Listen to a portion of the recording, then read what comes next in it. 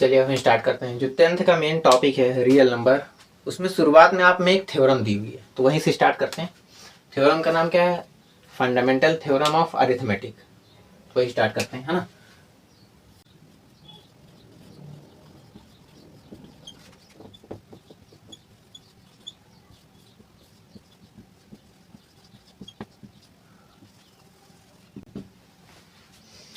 मैं एक बार थ्योरम को लिख देता हूँ, फिर मैं आपको समझाऊंगा अच्छे से।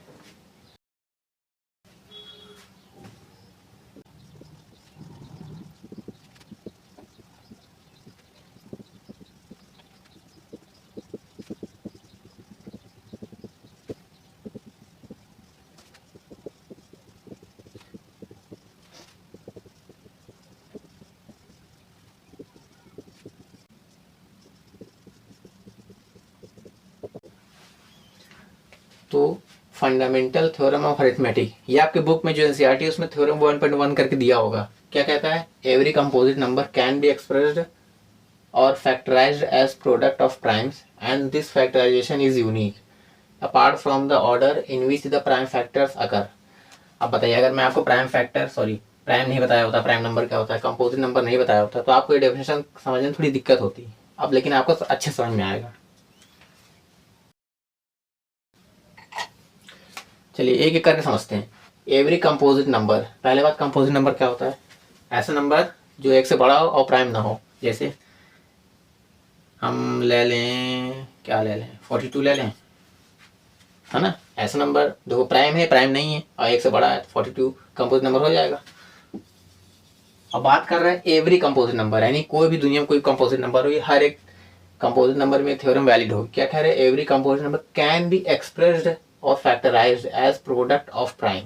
देखो, अगर इसको हम लोग डिवाइड करें पूरा, जैसे करते नहीं बचपन में, 2 दूनी 4, 2 एकम 2, 3 7 21, 7 एकम 7। हम 42 को इस तरह लिख सकते हैं, 2 × 3 × 7, है ना। इक्वल के लेफ्ट साइड इक्वल होना चाहिए, राइट साइड इक्वल होना चाहिए। अगर इसको मल्टीप्लाई करोगे 42 इधर भी आएगा, इधर भी आएगा, यानी 42 को हम लोग इस तरह लिख सकते हैं कि नहीं? हाँ। Every composite number can be expressed as product of prime. अब बताओ ध्यान से, मल्टीप्लाई हुआ यानी प्रोडक्ट है। 2 क्या प्राइम नंबर है? 3 प्राइम नंबर है। 7 प्राइम नंबर है। ये क्या कंपोजिट नंबर है। यानी आपने अगर ध्यान से देखो तो समझो, तो कंपोजिट नंबर को आपने प्रोडक्ट ऑफ प्राइम में रिप्रेजेंट कर दिया, है ना। यहाँ लिख दे रहा हूँ मैं, कंपोजिट नंबर, ये कंपोजिट नंबर है। ये क्या है? Product of prime. प्रोडक्ट मतलब मल्टीप्लाई होता है ना, इसलिए प्रोडक्ट लिख रहे हैं। प्राइम मतलब प्राइम नंबर है, प्रोडक्ट ऑफ प्राइम। तो बताओ, कोई भी कंपोजिट नंबर को हम इस तरह लिख सकते हैं कि नहीं? हाँ, लिख सकते हैं। आप कोई भी कंपोजिट नंबर ले लो, उसको आप इस तरह लिख सकते हो, इसीलिए लिखा हुआ है एवरी कंपोजिट नंबर। एवरी हाँ। Composite number can be expressed या फैक्टराइज्ड। देखो, इसको फैक्टर भी बोलते हैं।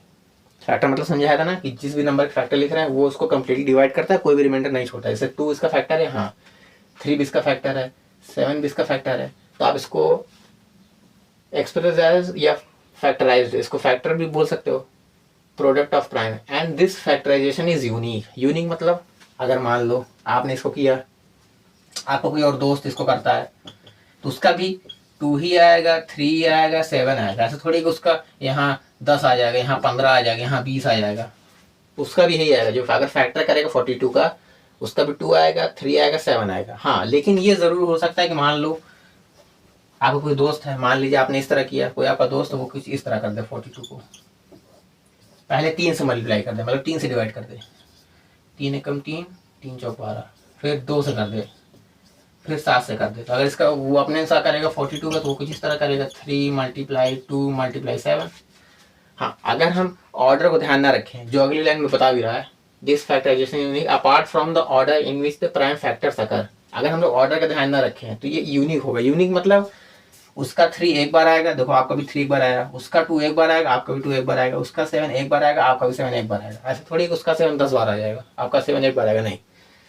42 अगर आप फैक्टर करोगे, या आपका दोस्त करेगा, कोई भी करेगा दुनिया में, 3 एक बार आएगा, 2 एक बार आएगा, 7 एक बार आएगा, 3 एक बार आएगा, 2 एक बार आएगा, 7 एक बार आएगा। लेकिन हाँ, 3 पहले आ सकता है, 3 बाद में आ सकता है, इससे कोई मतलब नहीं है।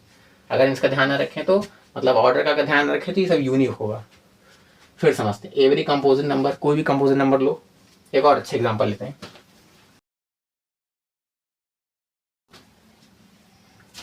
70 ले लें। चलो, क्या 70 कंपोजिट नंबर है? हाँ है ना। हाँ, every composite number can be expressed या factorised as product of prime. चलो पहले इसको डिवाइड करते हैं, 2 से करते हैं, लेकिन हम लोग कोशिश क्या करते हैं ना, सबसे पहले छोटे नंबर डिवाइड करें। अब जो भी नंबर डिवाइड करें उनको प्राइम होना चाहिए। जैसे 2 3 6, 2 5 6 10, 5 7 35,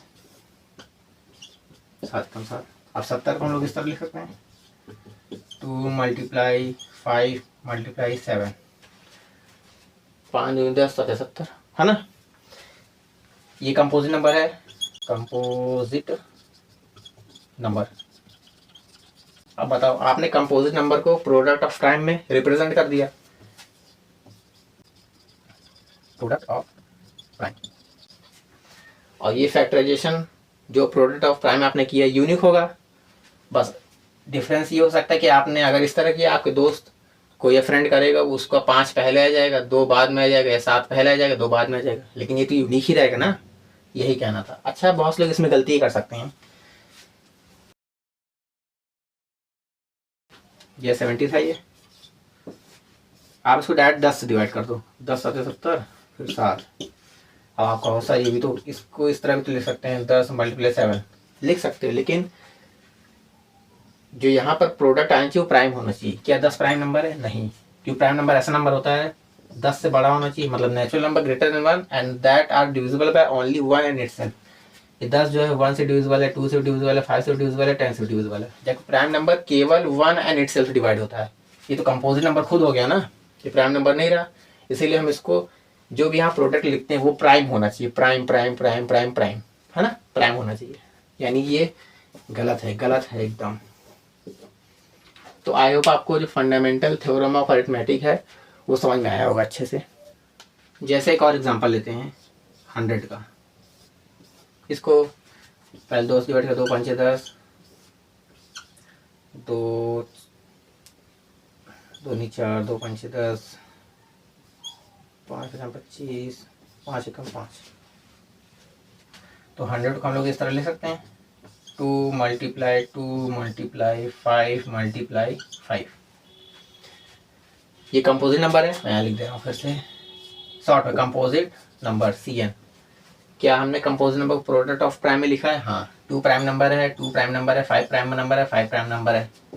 इसको हमने प्रोडक्ट ऑफ प्राइम में लिख दिया है,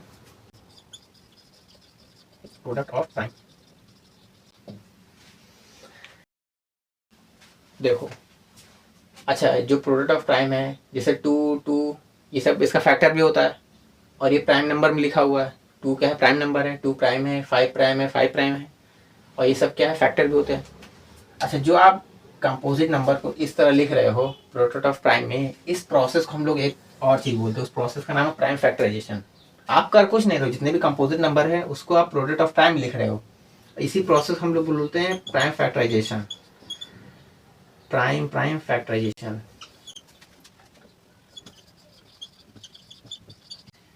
यानी आप ये भी कह सकते हो जो फंडामेंटल थ्योरम ऑफ अरिथमेटिक है वो बेसिकली प्राइम फैक्टराइजेशन कैसे करते हैं वही बता रहा है। तो मैं यहाँ लिख दूँ प्राइम फैक्टराइजेशन, मतलब प्राइम फैक्टराइजेशन का जो कंसेप्ट है वो फंडामेंटल थ्योरम ऑफ अरिथमेटिक से आया है। और फंडामेंटल थ्योरम ऑफ अरिथमेटिक हम लोग समझ चुके हैं। अब चलिए दूसरा टॉपिक पढ़ते हैं। वो टॉपिक क्या है? यही फंडामेंटल थ्योरम ऑफ अरिथमेटिक के थ्रू या प्राइम फैक्टराइजेशन के थ्रू हम लोग अब एलसीएम और एचसीएफ फाइंड करेंगे। लेकिन उससे पहले हमको जानना पड़ेगा एलसीएम और एचसीएफ होता क्या है। ठीक है।